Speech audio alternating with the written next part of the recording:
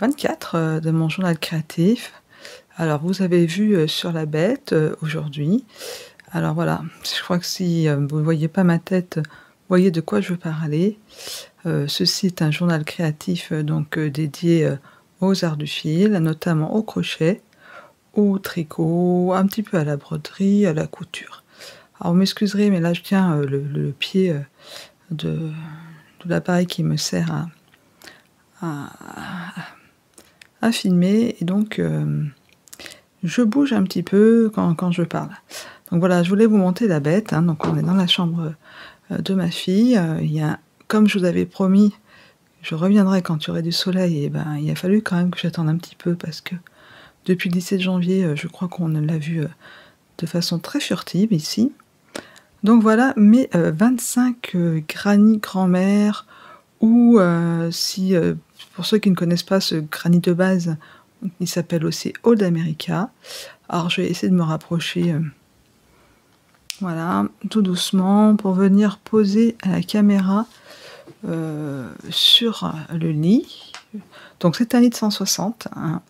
Donc vous voyez, avant que je me pose 3, mais ça je vous l'avais déjà montré, mais si vous êtes, arrivant par ici, nouveau, vous ne savez pas ce que j'ai utilisé comme laine. Donc c'est de la laine royale de chez Ziman qui coûte maintenant 1,19 € la pelote, mais moi que j'avais acheté à 99 centimes. Donc j'ai fait 25 carrés, vous voyez, ça ne m'est pas revenu très très cher. Alors pourquoi j'ai choisi ce fil 100% acrylique? Tout simplement parce que c'est pour ma fille, voilà, que c'est lavable, que c'est... Voilà. Et puis que finalement attends, je suis en train de m'asseoir, que j'en avais entendu quand même parler, qui était assez de bonne qualité et assez résistante. Donc voilà, par là un petit doigt. Donc vous avez 3 couleurs, vous avez le gris clair, le beige et le gris foncé. Alors, pourquoi ces 3 couleurs? Au départ, j'en avais choisi 5, dont un bordeaux et un bleu canard. Donc voilà, je n'ai pas du tout le sens des couleurs. C'est ma fille qui a choisi pour elle. Et puis finalement, je cherchais comment les assembler, etc. Et puis mon mari m'a dit: «Tiens, ça me rappelle, le tableau, En rythme de Klee», qui est d'ailleurs, je crois exposé au Centre Pompidou à Paris. Donc en allant voir, je vous le mettrai, je vous l'incrusterai, cette peinture. La peinture, en fait, elle est faite de gris, blanc et noir. Et donc il y a une succession de gris, blanc, noir, et puis voilà, c'est un rythme, hein, c'est comme s'il y avait une succession de rythmes, noir, noir, noir par exemple, ou un décalage, noir, blanche, croche, choses comme ça, et puis ça se décale, ça se décale. Et puis quand on lit par ligne ce tableau, il y a une sorte de décalage qui se fait avec les couleurs, et on voit des diagonales de noir apparaître. Donc c'est ce que j'ai fait, je suis allée à mon ordinateur, là pourquoi je sors vous entendez un petit peu de bruit, je vais me reculer, je suis allée à mon ordinateur, voilà, et puis j'ai commencé à mettre donc mes 3 couleurs, hein, le gris clair. En fait au départ je crois que c'était plutôt comme ça, je retourne, mais ça n'a pas vraiment beaucoup d'importance. J'avais commencé à mettre le gris foncé, le beige, le gris clair. Et puis moi ce que je voulais, c'était obtenir aussi ces diagonales ici. Et j'ai quand même essayé à chaque fois de faire l'alternance, mais pas tout à fait comme le tableau de Klee, parce que là normalement si j'avais bien suivi l'alternance, je devrais avoir gris foncé, beige et gris clair. Vous voyez, j'ai un petit peu bouleversé. Je vais me relever, j'enlève mon papier. Et puis, alors comment j'ai assemblé, avant de me relever, comment j'ai assemblé, je vais quand même me lever un petit peu, je vais mettre à l'ombre, voilà. Donc j'ai fait un granny, donc Old America, hein. Je crois qu'il mesure à peu près 42 par 42. Et puis, qu'est-ce que j'ai fait? J'ai d'abord commencé à assembler, je me recule pour que vous voyez, j'ai commencé à assembler ici, par rangée en fait, comme ça, à l'aiguille. Je me suis longtemps posé la question comment j'allais faire. Oui, là, bon, c'est pas parfait, mais bon. Comment j'allais faire? Voilà, j'ai assemblé à l'aiguille. Et puis je sais pas si vous voyez au centre ici, il y a 2 granits, de la même teinte, et là-bas, de côté sur le lit, voilà, il y en ouh là, je sais pas si vous allez voir grand-chose. Voilà, je me mets à l'ombre. Il y en a 2 aussi. En fait, ce qui s'est passé, c'est que je vais tirer le rideau. Ce qui s'est passé, c'est que, quand j'ai voilà, quand j'ai, comment dire? C'est mieux là. Quand j'ai commencé à mettre les 2, enfin rangée par rangée, au bout d'un moment, c'était sur moi, hein, j'étais sur la banquette et mais bizarre, hein, le rayon de je vais faire mes rideaux. Bah là, on voit plus rien. Bon, on va rester comme ça. Enfin bon, vous avez compris. Vous avez compris que, j'ai décalé et que, c'est pas grave, hein, que finalement, voilà, ça fait une belle couverture. Je regrette pas. Alors c'est vrai qu'au bout d'un moment, c'était un peu ennuyeux de faire toujours la même chose. À savoir que pour faire un carré, donc un carré à utiliser à chaque fois, 100 grammes de laine, j'ai quand même, je mettais bien entre 2h30 si je pidais, je faisais que ça et qu'il y avait rien d'autre, tout pouvait brûler à côté, entre 2h30 et 4h, quoi. Donc voilà. Chose quand même bizarre, c'était toutes des pelotes de 100 grammes et j'avais des pelotons, des restes. Il y a des pelotes, alors les gris, j'avais toujours en nombre suffisant, les gris foncés, les gris clairs, mais j'ai des fois, les beiges, ne suffisaient pas, ça ne suffisait pas. Puis d'autres, ça suffisait. Bon, en tout cas, j'ai pas dû à racheter une pelote supplémentaire. Je me suis débrouillée avec mes 25 pelotes. Voilà, je vous fais un dernier petit avec le petit bazar au fond. Voilà, hein, ça fait quand même un beau couvre-lit. Crochet, typé crochet, mais avec des couleurs, on va dire, assez actuelles. C'est ça que j'ai beaucoup aimé. Voilà, me revoilà devant la caméra pour vous montrer, continuer de vous montrer mes réalisations depuis le 17 janvier. Alors, j'étais partie pour faire, après la paire de chaussons que j'ai fait pour ma fille, au point gaudron, là, un petit peu bottillon, je voulais faire pour ma nièce une paire de chaussons. Alors, c'est une horreur, hein. Je me suis loupée, c'est un tuto mamie crochet, hein, qui est très bien expliqué. J'ai voulu reprendre la même laine. Regardez-moi ces barques. En plus, voilà, c'est pas très très joli avec cette laine. Je pourrais vous les enfiler. Enfin bon, j'essaie de les mettre. C'est pas pratique, on n'est pas bien dedans. Voilà. Bon, je les mettrai. Voilà, je vais même pas mettre du. Vous savez, je vais même pas mettre de plastique dessous là pour antidérapage. Je les mettrai quelques semaines et puis voilà, c'est de la laine de récupération. Donc bon. Et donc, j'avais pas dit mon dernier mot, je vais quand même lui faire des chaussons, voilà. C'est pour son anniversaire, voilà, je vais glisser des petits billets dedans, et voilà, c'était faire un petit DIY. Donc, j'ai recherché encore, celle-là, j'étais sur la chaîne Fadino pour faire, mais je voulais pas refaire les mêmes bottes. Donc, me voilà repartie avec, j'ai fait de la laine royale qui me restait. La couverture, hein, vous allez comprendre, hein, c'est la laine que j'ai pas utilisée finalement.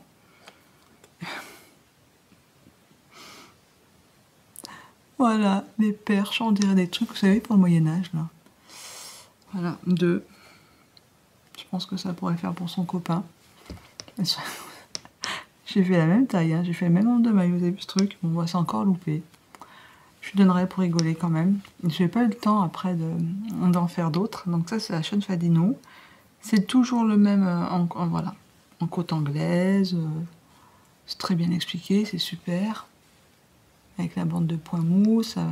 Donc en fait, on commence, c'est comme les autres chaussons, on commence à plat par les côtes anglaises. Après, on fait du point mousse en aller-retour. Et puis après, on récupère les mailles de chaque côté. Enfin, on fait la pointe d'abord au point mousse. Puis après, on récupère des mailles, on refait des côtes anglaises. Et puis après, on ferme dessous avec un point plat. Hein, non, c'est très bien expliqué, c'est très bien, franchement. Voilà quoi. Bon, c'est pas grave, pour la blague, je vais les emporter. Et puis, je lui donnerai.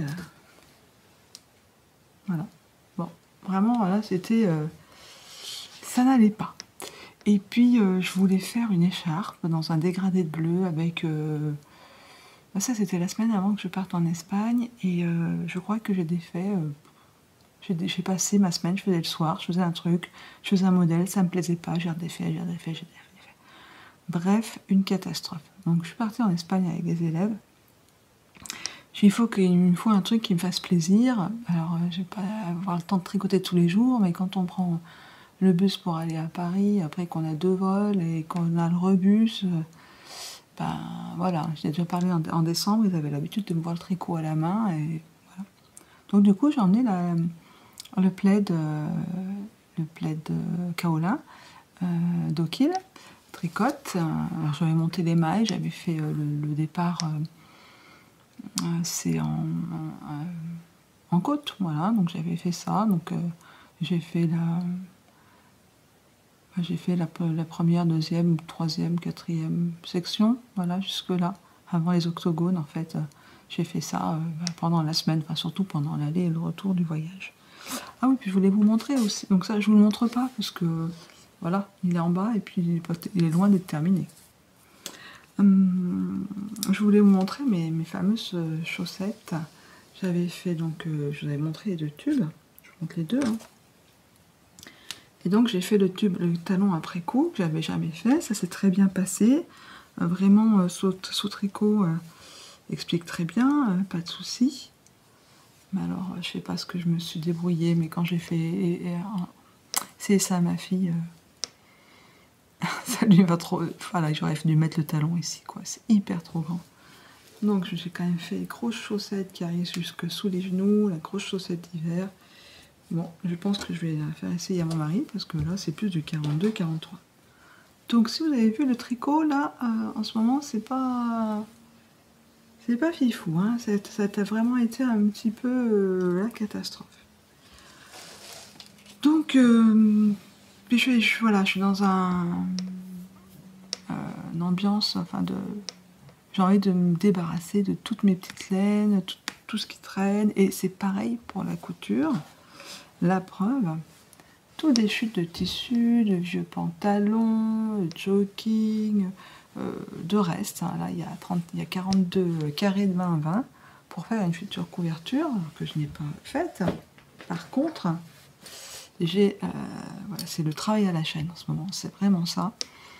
Par contre, j'ai fait des lingettes, j'en ai besoin pour Grenoble. Donc j'ai fait des lingettes avec tous les petits coupons qui me restaient du voyage au Japon. Donc voilà, voilà, hein, c'était par 2, il me restait vraiment pas grand chose. Donc celle-ci, alors c'est avec des planches de bambou bio. Voilà, je vais en emmener une dizaine à Grenoble et renouveler les miens. Alors pas qu'ils soient usés et tout, mais il y en a, j'avais doublé coton de bambou et j'avais pas mis le... Je trouve ça plus sympa. Voilà. Puis je voulais vous montrer en fait comment je m'y prends. Même si c'est une couture très basique. Vous voyez, là j'ai le coton de bambou. Là j'ai bien sûr endroit contre endroit. Je passe à la surjeteuse. 3 côtés. Voilà. Donc ça c'est... Il m'en reste encore 1, 2, 3, 4 à faire comme ça. Et puis une fois que cette étape est faite, voilà, je vais peut-être mettre de l'autre côté, je couds de chaque côté, voilà, je coupe les angles, mais là je peux pas les couper vu que c'est la surjeteuse, je retourne, et puis quand je couds, hein, je refais le tour ici, hein, vous voyez, comme ça, je mets la petite languette à l'endroit où c'est ouvert, ici, à l'autre côté bien sûr, je mets la petite languette et puis je tourne tout autour. Voilà. Alors il y a peut-être plus simple, mais voilà, ça me permet de travailler à la chaîne. Alors c'est pas passionnant, donc c'est pour ça que je vous montre ça. Bon, je pense que je vais terminer ça peut-être cet après-midi ou demain, avant de partir sur Grenoble. Et puis pour le travail à la chaîne, je vous rappelle que j'avais fait couper cette culotte. Et ben voilà, je vous en ai montré peut-être 2-3. Là j'en ai 1, 2, 3 et 4. Voilà, alors avec une entrejambe comme ceci pour certaines, d'autres non, toute blanche avec celle-là c'est vraiment la culotte toute blanche quoi. Donc voilà, voilà pour la couture, hein, il n'y a rien de sensationnel.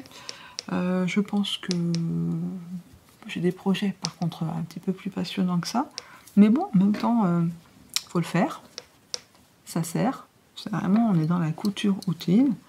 Ça, les culottes, ça sert, ça fait plaisir aussi de le faire, même si c'est pas très très passionnant. Et puis c'est inhabituel, mais là je vais quand même vous parler de mes achats. Alors j'étais partie pour du no-buy pendant 3 mois, bah, j'aurais tenu un. Bon, bah, je veux dire, j'avais évité les soldes et tout ça, et puis sans faire exprès. Oui, oui, sans faire exprès. En fait, c'était mercredi soir dernier, pour être précis. J'ai cherché un gâteau d'anniversaire pour un élève. C'était son anniversaire. J'ai repéré sur Mass pour une pâtisserie, pour lui acheter un petit gâteau au chocolat, etc. J'arrive à la dite adresse, pas la pâtisserie, ça avait déménagé. Par contre, je vous mettrai une photo. Par contre, le magasin de laine. Genre, je l'ai encore dans les yeux, quoi, et montre en main, j'ai dû rester 10 minutes dedans, mais j'ai fait vite, je vous montre. 1, 2, je pense que bientôt on ne verra plus. 3. Alors, c'est de la laine comme la Lopi. Elle est douce. Comme la Lopi, par contre, elle est douce. Alors, la Lopi, j'en ai jamais tricoté, j'en ai jamais acheté. Donc, où est-ce qu'il y a je sais pas si vous allez voir. Donc, il y a les 2 brins. Hein, donc, c'est vraiment la laine mèche. Hein. Là, il y a les 2 brins. Donc, je montre. Voilà. Alors, soit je la tricote comme ça, et ça me fait une decay.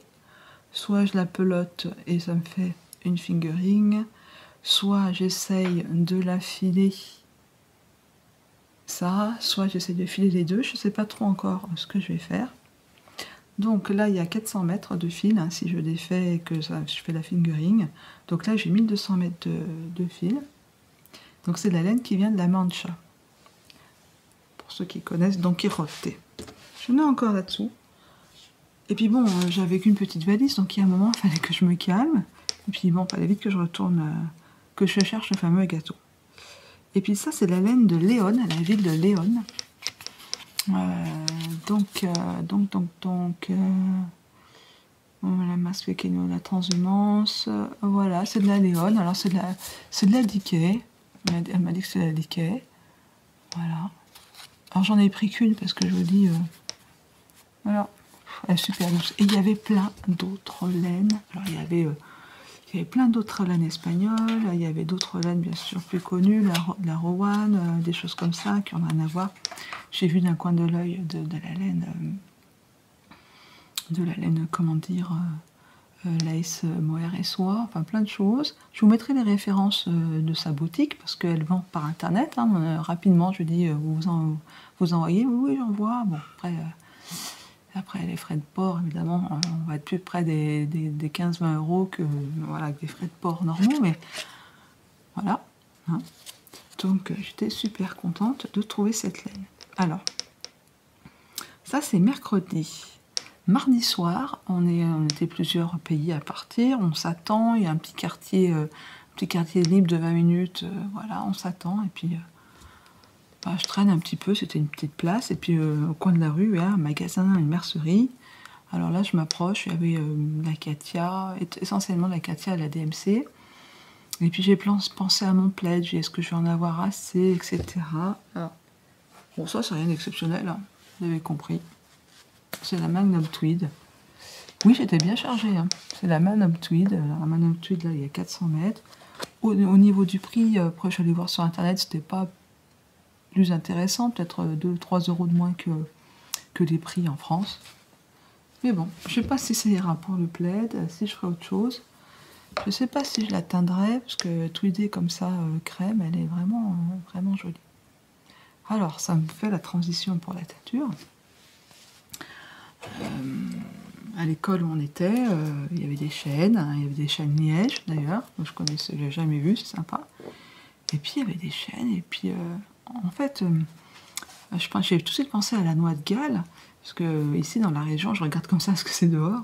J'ai des chênes et tout, je vais voir s'ils ont des noix de Galles. Les noix de Galles, en fait, c'est une excroissance. Oui, c'est ça, c'est une maladie. Noix de Galles, c'est pas très sympa comme nom, c'est une maladie. C'est des insectes qui forment cette excroissance. Alors, ça va faire du bruit.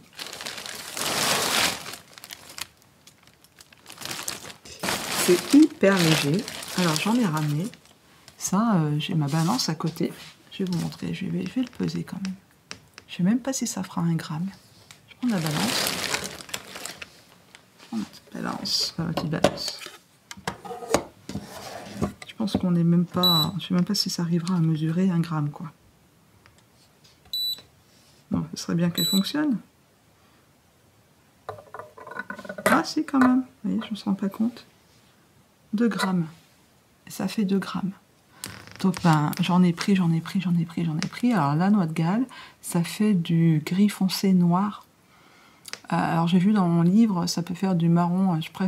J'espère que ça fera du gris foncé noir. Faut que je me renseigne parce que, visiblement, c'est tellement tannique. Hein, ça vient du chêne.